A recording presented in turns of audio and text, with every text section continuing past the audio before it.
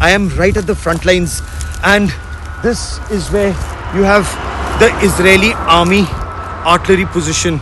You can see those guns one after the other there. That officer and the team, they're loading that gun there behind me, that other gun position, and one after the other these multiple guns are booming and targeting Hamas targets. This is right at the front lines. We are right now barely a couple of kilometers from the Gaza Strip. In fact, you can see Gaza with the naked eye from where I am standing. These guns have now been, this is a dugout gun position. It's a proper artillery gun position where 1, 2, 3, 4, 5, 6, 7, 8 guns, which means this is an important position. These 8 guns are now targeting Hamas strongholds. What you have here behind me are guns that are decimating. There you see these guns that are firing. They're decimating Hamas leadership bases based on inputs that they're getting. Now in the skies above you can also see drones that are constantly keeping an eye on every movement and where the shells are landing. In case the shells are not landing exactly where they're meant to land, then a correction is given and then another round is fired. This is systematically punishing the Hamas. This is exactly what the Israeli army is doing right now, and we are at the front lines of this war.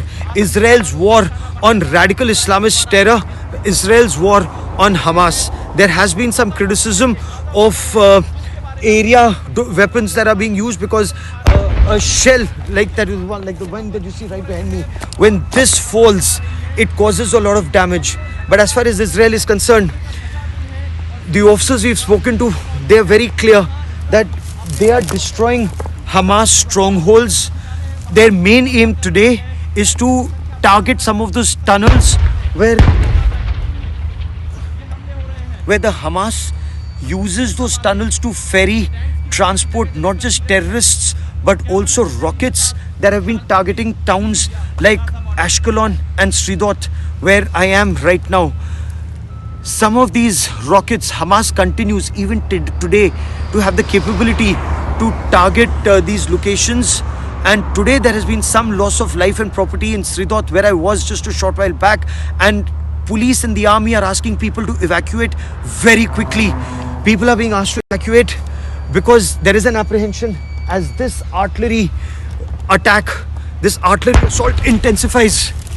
As this artillery assault intensifies on Hamas strongholds, there will be some positions from where they will hit back. They will also target the Israeli towns and cities, and Sridot and Ashkelon are 2 places they would target. In Sridot, people are being asked to move to safer locations. Some houses have been damaged, some people have been hurt. Now police are going door to door asking people to move. Buses are going to be requisitioned, cars are being requisitioned, volunteers are being called in to ask people to move out of this area. We were also asked to move out of this area by the army and the police. They said it's not safe to be here because when there is an artillery attack like the one that's taking place, there is what is known as CB or counter bombardment that takes place. Of course, that happens more in the case of an organized army, because